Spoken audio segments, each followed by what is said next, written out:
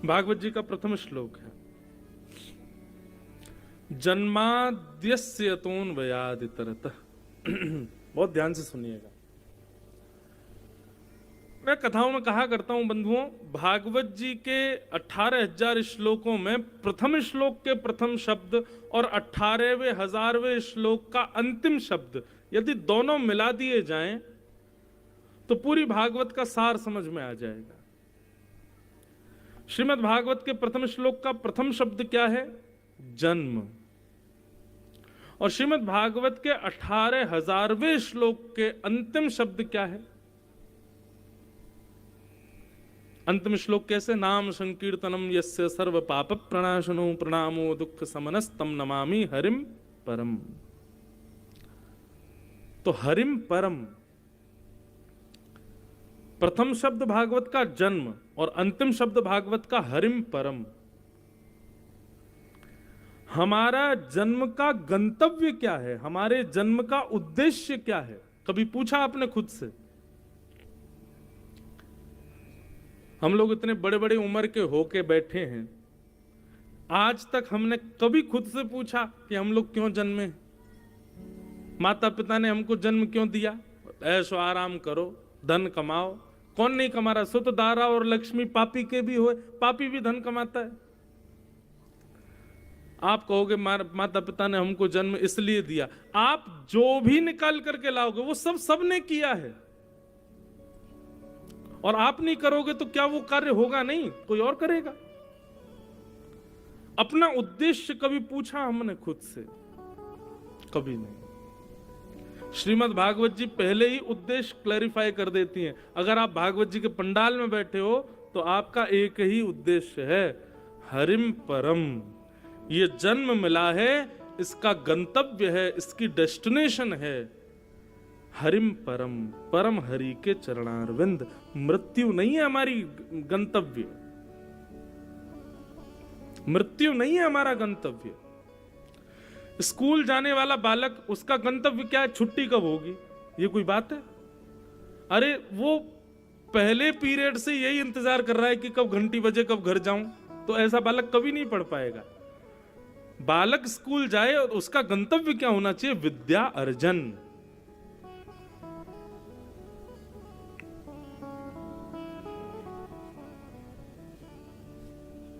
ठीक वैसे ही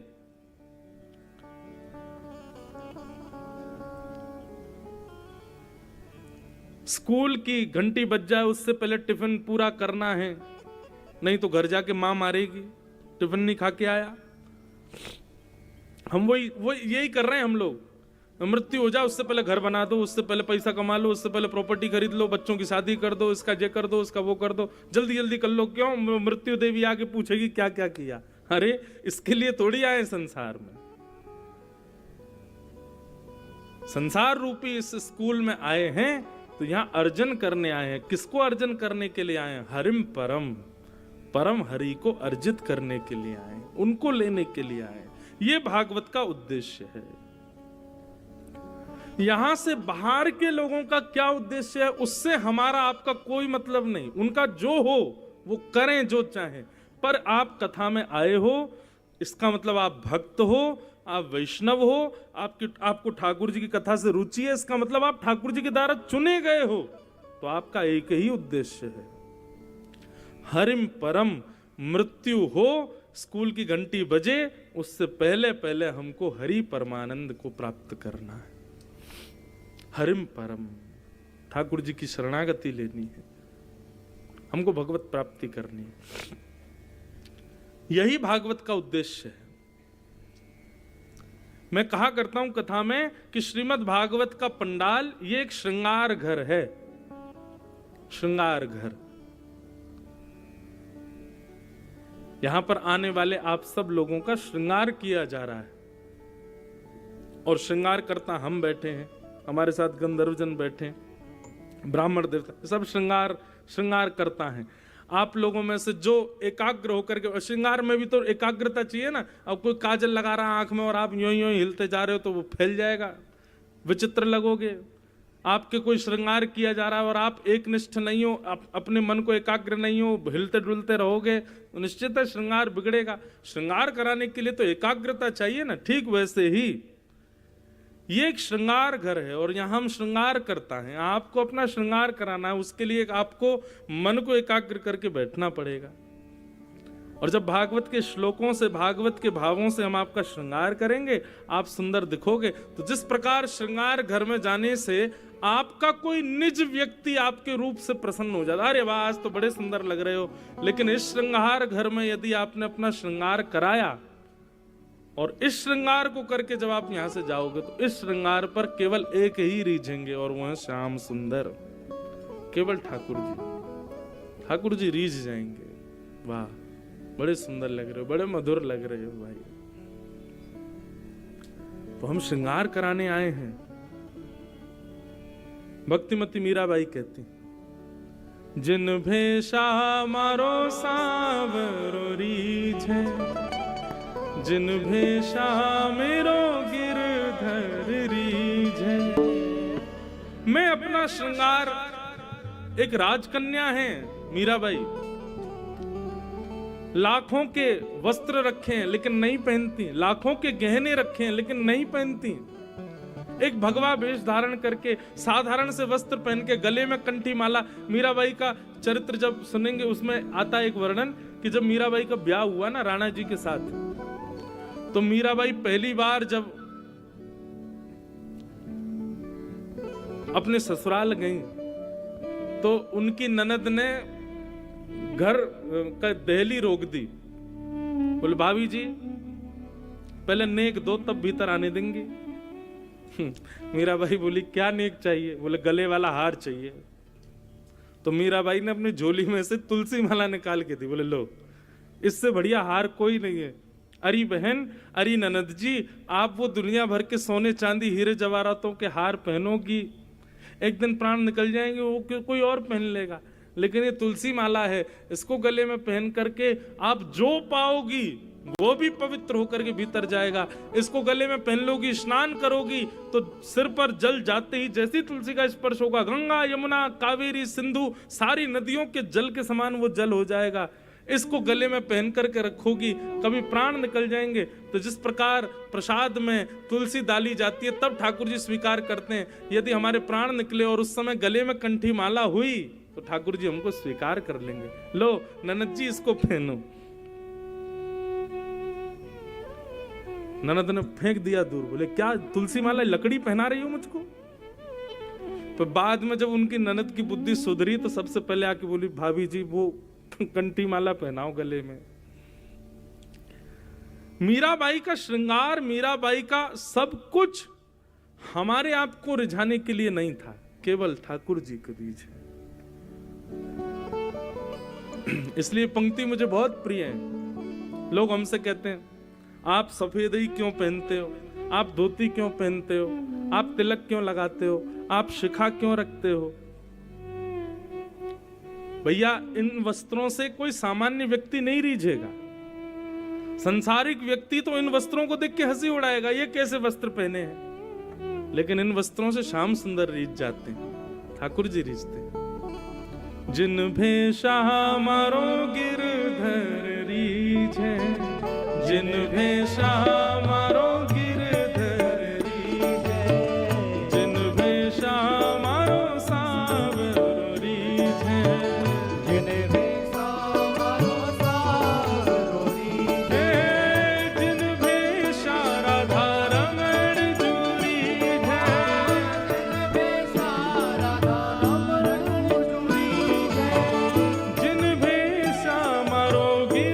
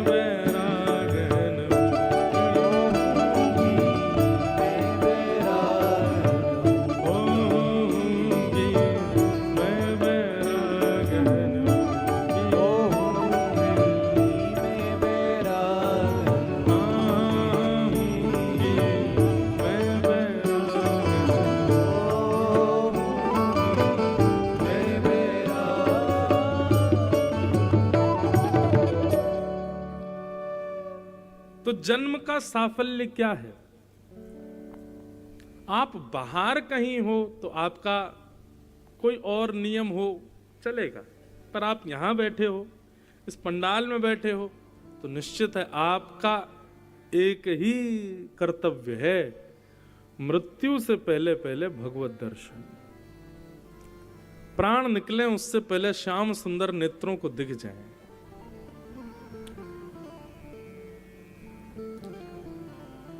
यही हमारा कर्तव्य है, यही हमारा कथा सुनने का साफल्य है।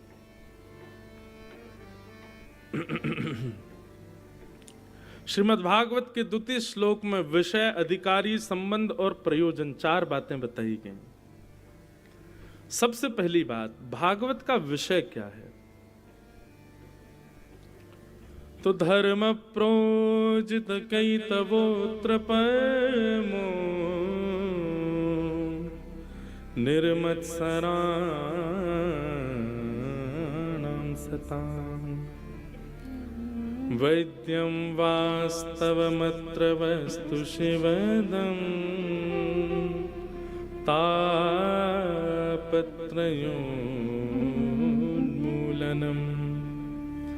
श्रीमद्भागवते महामुनिकृते किंबा परैरीश्वरः सद्यो हृद्यवरुध्यते त्रिकृतिभिः शुश्रूषुभिस्तत्क्षणात्।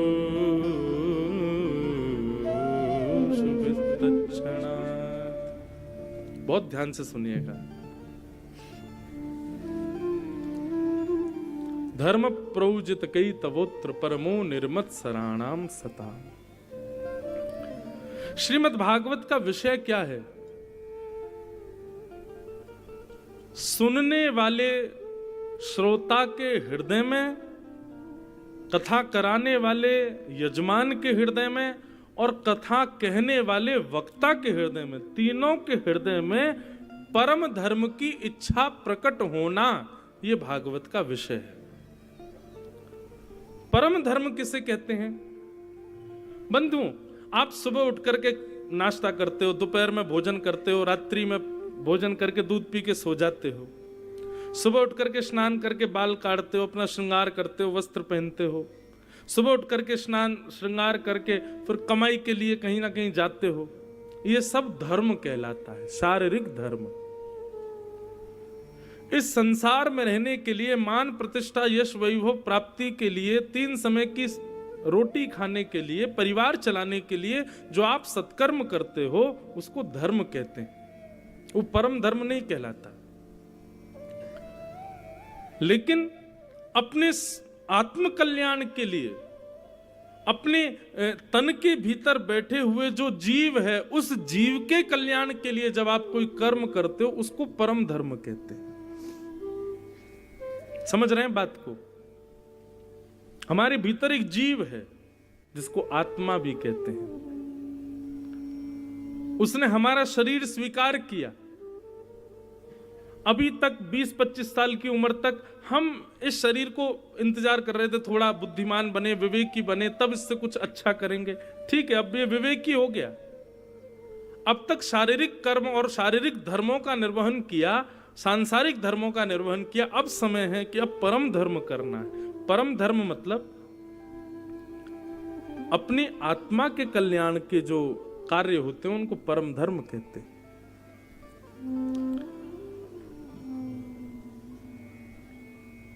गंगा स्नान करना यह भी एक धर्म है। तीर्थ यात्रा करना यह भी एक धर्म है। नित्य उठकर के शंकर जी को अभिषेक करना यह भी एक धर्म है, क्योंकि इसमें भी शारीरिक भाव ही है। आत्म कल्याण के लिए ध्यान करना, जप करना, सत्संग करना, वस्तु की अनुपस्थिति में भी उस वस्तु का चिंतन करना, इसको कहते हैं परम धर्म। तो भागवत का विषय क्या है? सुनने वाले, कथा कराने वाले और कहने वाले तीनों के भीतर परम धर्म की इच्छा ज्यादा हो। परम धर्म का मन ज्यादा बने। मतलब आध्यात्मिक स्थिति पर चिंतन करना, ध्यान करना, भगवत, इसको कहते हैं बंधु मानसी चिंतन, मानसी सेवा, भगवान की मन से सेवा। स्थिति तो बहुत आगे की बता रहा हूं, लेकिन अभी मुख पे आ गई तो अभी कह देता हूं। लेकिन इस परिणति में पहुंचना बहुत दूर की बात है, लेकिन बस मैं कह देता हूं। मानसी का मतलब क्या होता है कि आप आसन लगा करके एक स्थान पर बैठ गए और नेत्र बंद करके आपने चित्त में विचार किया, सुंदर वन है, सुंदर पावन नदी बह रही है, एक शिला के ऊपर श्यामा श्याम बैठे हैं, श्यामा श्याम लीला कर रहे हैं, और उस लीला में मैं भी एक उनका सेवक हूं, मैं उनके आगे पीछे चल रहा हूं। आज ठाकुर जी मान लीला कर रहे हैं, आज ठाकुर जी दान लीला कर रहे हैं, आज ठाकुर जी कंडुक क्रीड़ा कर रहे हैं, आज ठाकुर जी होली खेल रहे हैं, आज ठाकुर जी ये लीला, ये सब अपने मन में चिंतन करना और चिंतन करके स्वयं को वहां अवस्थित करना, व्यवस्थित करना, इसको कहते हैं परम धर्म। ये परम धर्म का एक रूप है, ऐसे अनेक रूप हैं परम धर्म के। ऐसी स्थिति प्रकट करना ये भागवत का विषय है। इसलिए भागवत के श्रोता को चाहिए, वैसे करता तो कोई नहीं है, लेकिन कर लो तो बहुत बड़ी बात। बहुत ध्यान से सुनिए, कथा के श्रोता को कथा सुनने के बाद कम से कम नहीं तो आधा एक घंटा मौन रहना चाहिए। किसी से बात मत करो, और यदि हो सके तो एकांत में कहीं बैठ करके नेत्र बंद करके चिंतन करो, व्यास जी ने आज क्या क्या बातें बताई हमको, और जितनी भी चर्चाएं उन्होंने बताई उसका सार क्या है, मैं कितना अपने जीवन में लागू कर सकता हूं, ये सब विचार करो। आप ये मत समझना महाराज जी अपने मन से बोल रहे हैं। तत्श्रुण्वन, भागवत आज्ञा करती हैं, पहले सुनो फिर विचारण करो, उसका विचार करो। क्या कहा? तभी सुनी गई बात लाभकारी हो सकती है। केवल सुनने तक आपने सीमित रखा, उठ करके आप चले गए यहां से, कार्य सफल नहीं हो पाएगा। आपको विचार करना पड़ेगा, और वो जीवन में लागू कैसे हो इसका चिंतन करना पड़ेगा।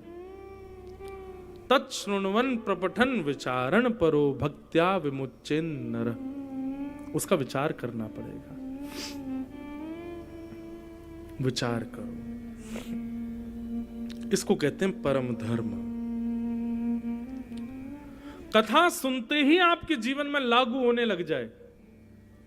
माफ कीजिएगा, 1000 लोग बैठे हैं पंडाल में, लेकिन लागू करने वाले केवल 5 होंगे, गिनती के 5।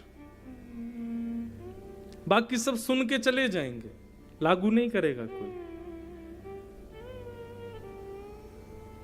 अपने जीवन में लागू करो, उसको तुरंत लेकर के आओ।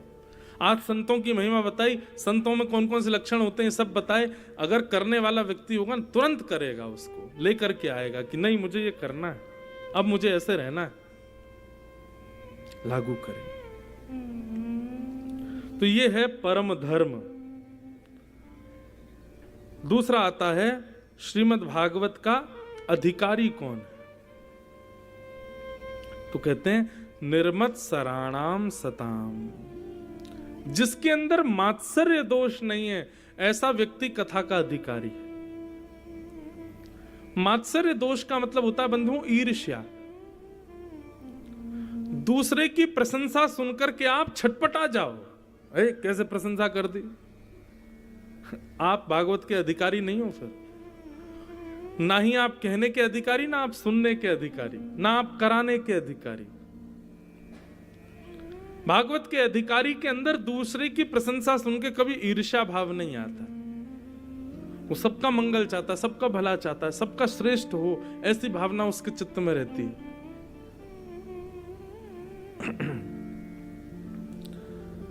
निर्मत्सराणाम सताम, जो मात्सर्य दोष से रहित है वो भागवत का अधिकारी।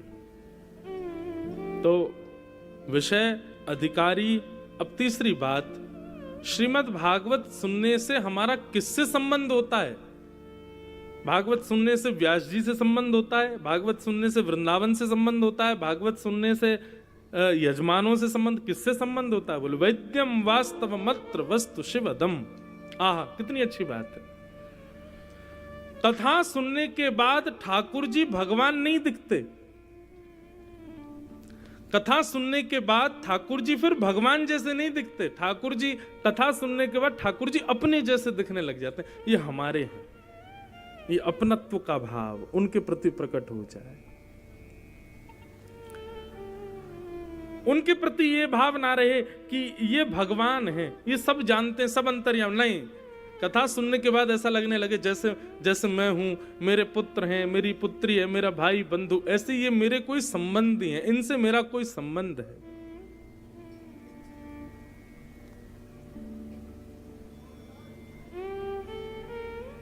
एक पंक्ति है, तो है मोहे नाते अनेक मानिए जो भावे, ज्यों त्यों तुलसी कृपाल चरण शरण पावे। ठाकुर जी से बिना नाता जोड़े आप ठाकुर जी को प्राप्त नहीं कर पाओगे। संबंध तो बनाना पड़ेगा, नाता तो ठाकुर जी से जोड़ना पड़ेगा। और कथा उसी के लिए है कि ठाकुर जी से आपका कोई संबंध हो जाए, स्थापित हो जाए। राजस्थान में भगवान के एक भक्त हुए,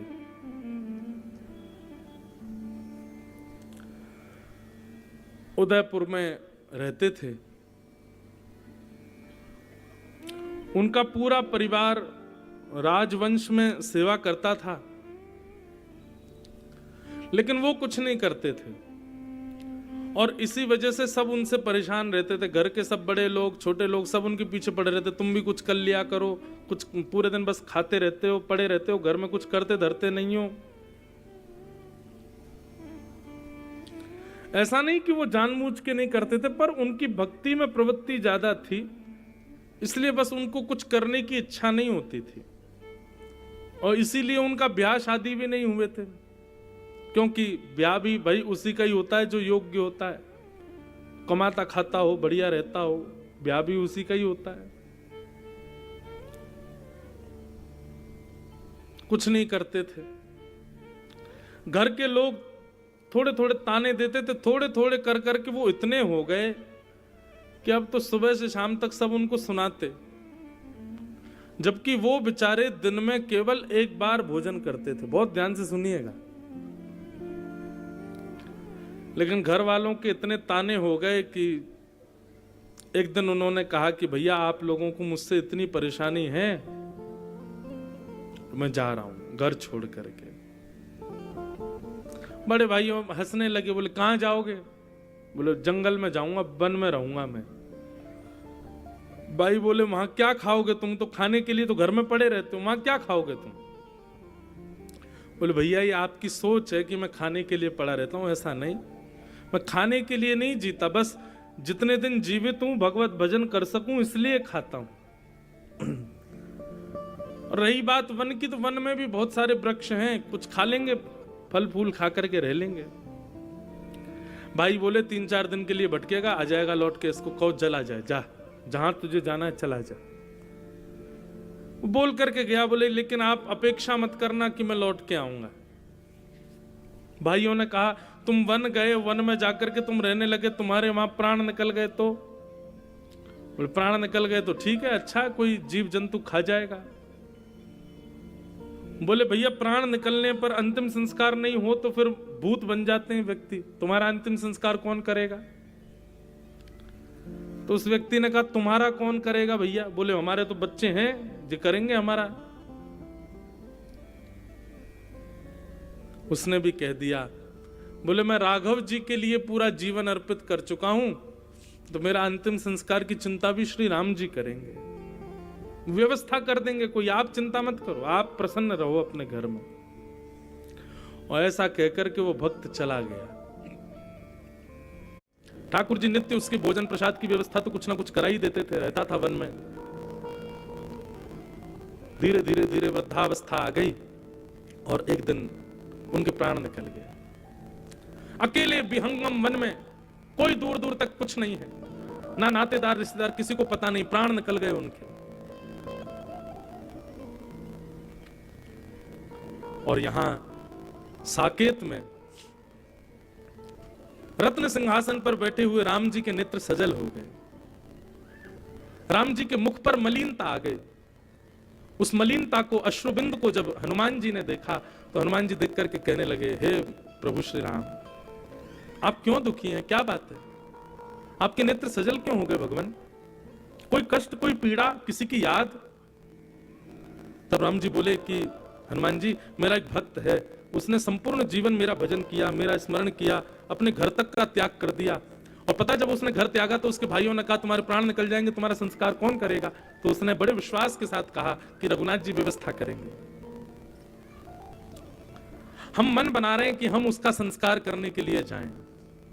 उसका अंतिम संस्कार 2-3 दिन हो गए, उसका शव पड़ा है वन में, हम उसका संस्कार करना चाहते हैं।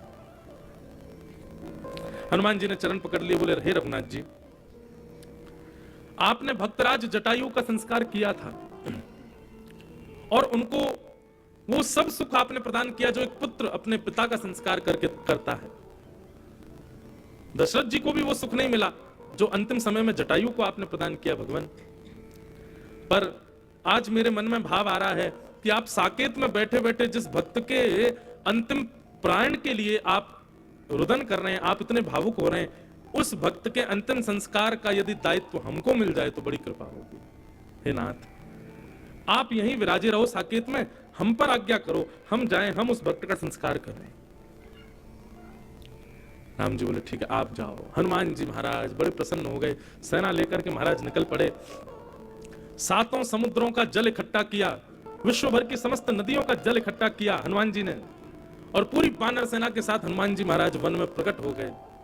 और वन में जाकर के उनके शव को समुद्र के जल से स्नान कराया, नदियों के जल से स्नान कराया, सुंदर उर्धपुंड उनके माथे पर लगाया, सुंदर द्वादश तिलक उनके अंग प्रत्यंगों पर लगाए, बढ़िया सुंदर लकड़ियों की, चंदन की लकड़ियों की महाराज सुंदर चिता बनाई, उस पर उनके शव को पधरा करके उनके बढ़िया सुंदर जो जो क्रम होने चाहिए, नियम होने चाहिए, सब हनुमान जी ने पालन किए। और 2 अश्रु बहा करके एक भक्त राज के पावन दिव्य देह को श्री हनुमंत लाल जी ने अग्नि संस्कार किया।